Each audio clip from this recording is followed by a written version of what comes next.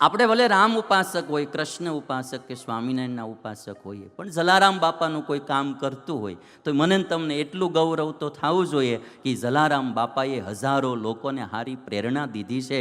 અને આજ પણ એ જલારામ બાપાની જગ્યામાં હજારો માણસોને ફ્રી ઓફમાં જમાડવામાં આવે છે. ગુજરાતમાં કે ભારતમાં એ પુરુષે આવીને કોઈક સારું કાર્ય કર્યું છે. આપણે એના કોઈ કાર્યમાં મદદરૂપ ન થાય તો કંઈ નહીં, પણ એનો વિરોધ તો કરાય નહીં. એ ગંગા સતી હોય, એ ભોજલરામ બાપા હોય અમરેલીમાં, બરાબર, ફતેપુરમાં, બધા એ કંઈક ને કંઈક, કોઈ બી અવતાર આવ્યો આ દુનિયામાં, કોઈ બી ઈશ્વરી કોઈ આચાર્યો આવ્યા કે કોઈ બી મહાપુરુષો આવ્યા, ધર્મગુરુ આવ્યા, સંપ્રદાયના પ્રવર્તકો આવ્યા, એણે આ સમાજનું ભલું કર્યું ને કર્યું છે.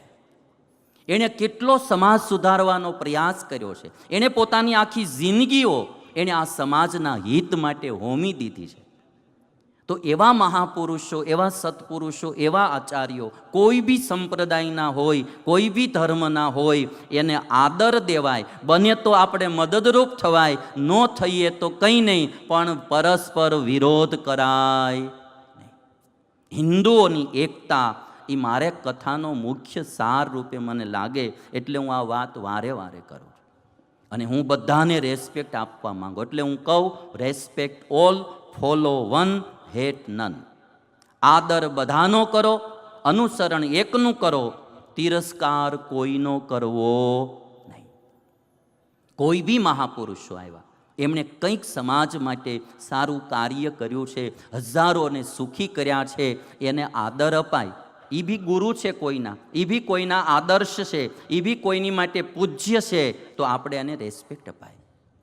આપણે આપણી માં હોય એમ બીજાને બીજાની માં હોય. માં બધાની માટે માં જ હોય. કદાચ આપણી માં બહુ રૂપાળી હોય, બીજાની માં કદાચ કદરૂપી હોય, પણ એ છોકરા માટે તો એની માં શું હોય ભાઈ, એને સર્વસ્વ હોય. તો એને રેસ્પેક્ટ આપો, એ બી કોકની માતા છે. અને આ નીતિ જો આપણામાં આવે તો આપણે બધા બહુ સુખી થઈએ. અને જો હિન્દુઓ એક થાય ને ભાઈ, તો આખા વિશ્વમાં સુખ શાંતિ ફેલાય, એવી હિન્દુ સંસ્કૃતિ છે. નિજી સ્વાર્થો માટે પક્ષાપક્ષીમાં જવું નહીં. કદાચ તમને કોઈ તમારા ધર્મગુરુઓ એવું શીખવાડતા હોય રાગદ્વેષની વાતો, તો એમાં ન પડવું, કોઈના રાગદ્વેષમાં ન જાઓ. અમારા વાળાને શું થોડુંક હોય, એને બીજું કાંઈ ન હોય, એને એટલું હોય અમારા વાડાનું ઘેંટું બીજાના વાડામાં જાવું ન જોઈએ, ટૂંકમાં એમ. એટલે વાડિયું બહુ મોટી મોટી નાખી બનાવીને એની ઉપર પાછા કરગઠિયા નાખ્યા. આમાં કે પક્ષાપક્ષી ન પડવું. એક જગ્યાએ નિષ્ઠાથી જરૂર રહેવું, એનો મતલબ એવો નહીં નિષ્ઠા ન રાખવી, નિષ્ઠાથી જરૂર રહેવું, પણ બીજાને પણ આદર આપવો. એટલે હિન્દુઓમાં આ એકતાની વાત બહુ જરૂરી છે. એક ચરિત્ર નાનું એવું તમને કૃષ્ણ ભગવાનનું હવે સંભળાવું. કાલિય નાગની કથા મારા તમારા જીવનમાં બહુ સમજવા જેવી. કૃષ્ણ ભગવાન એકવાર ગાયો ચરાવવા માટે ગયેલા, બલરામ સાથે નહોતા, એકલા ભગવાન ગયેલા. ગાયોએ યમુનાના ધરામાં પાણી પીધું, ગાયો બધી મૃત્યુ પામી.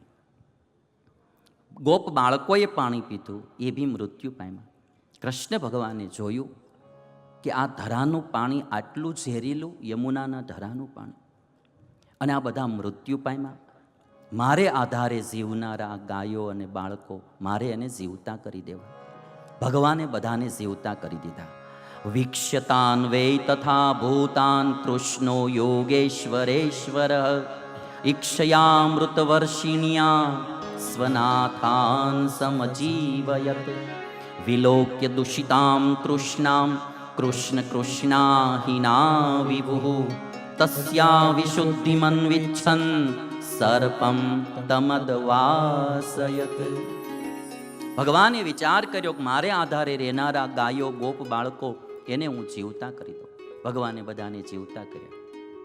નક્કી કર્યું કે યમુનાનું પાણી મારે ચોખ્ખું કરવું. યમુના નદીના પાણીના શુદ્ધિકરણ માટે કૃષ્ણ ભગવાને આ કાલિય નાગની લીલા કરી. સૌથી પહેલું નદી વિશુદ્ધિકરણનું અભિયાન જો કોઈએ શરૂ કર્યું હોય ભારતમાં, તો એ ભગવાન શ્રી કૃષ્ણએ કર્યું છે. નદી શુદ્ધિકરણનું કાર્ય શરૂ કર્યું. કાલે આપણે એ વાત સાંભળી કે સુરતનો ક્લીન સિટીમાં નંબર 1 આવ્યો, અને મારે આજે એ બી તમને વાત કહેવી કે આપણે બધાએ આપણું શહેર સ્વચ્છ રાખવા મહેનત કરવી. જ્યાં ત્યાં કચરું ન નાખવું. ગાડી લઈને ક્યાંય તમે જાતા હો તો તમારે કેળા ખાવા હોય તો ખાવા, પણ છાલ સીધી રોડ ઉપર ન નાખવી. એક બેગ રાખવાની ભેગી, છાલો એમાં નાખી દેવાની, અને જ્યારે કોઈ ડસ્ટબિન કે એવી જગ્યા આવે ત્યાં નાખી દેવી, જ્યાં ત્યાં ન ફેંકવી. માવા તમે કદાચ ન ખાવ તો સારું, પણ ખાવા જ હોય. પણ પછી તમે, હું આમ ઘણીવાર નેશનલ 8 ઉપર કે એમ રોડ ઉપર જતા હોય આપણે, બરાબર, અને એ જે BMW ગાડીમાં જતા હોય લોકો, અને પછી જે દરવાજો ખોલીને આવો લબ્બો બારો નાખતા જાય, આપણને એમ થાય કે આ BMW લાજે આમાં. હો ભાઈ, હા, તમે 3 પૈડાવાળા સકડામાં જતા હો ને થૂકતા હો તો હજી સમજાય, પણ BMW-માંથી સારું ન લાગે. માવા ખાનારા હોય જ્યાં ત્યાં દાદરમાં લિફ્ટમાં ખૂણો ભાળ્યો નથી ને બગાડ્યું નથી.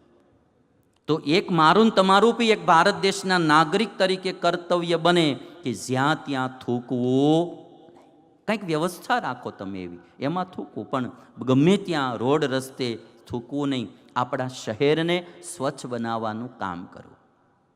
બેંગ્લોરમાં જોયું ને, ઇરગુણ સ્વામીને પૂછો, હરેક વ્યક્તિ પોતાના આંગણું સવારમાં વાળે, પાણીથી ધોવે અને રંગોળી પૂરે. સાઉથ ઇન્ડિયામાં તમે જોજો, એક વ્યક્તિ પોતાનું આંગણું વાળીને સાફ કરે એટલે આખી સોસાયટી સાફ થઈ ગઈ.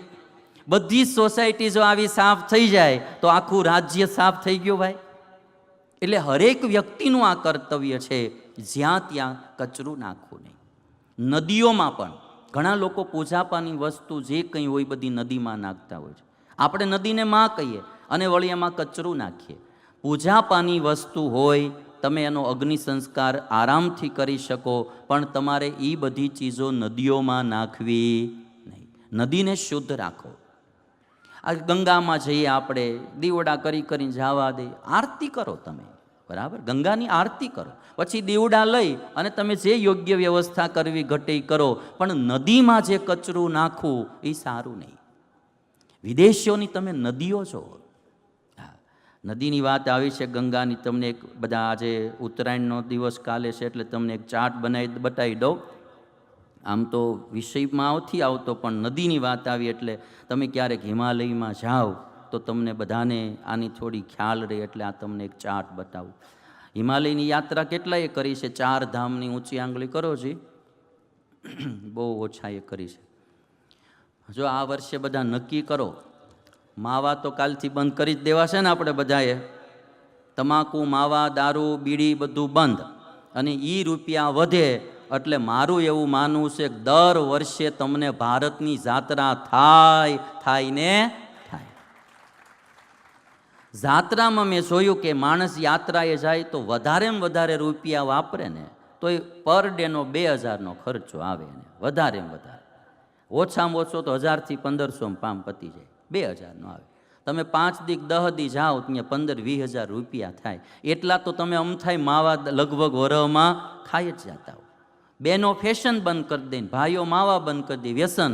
એટલે જાત્રા તો દર વર્ષે થાય. ભારત તો તીર્થભૂમિ છે ભાઈ. દર વર્ષે એક રાજ્યની યાત્રા કરો.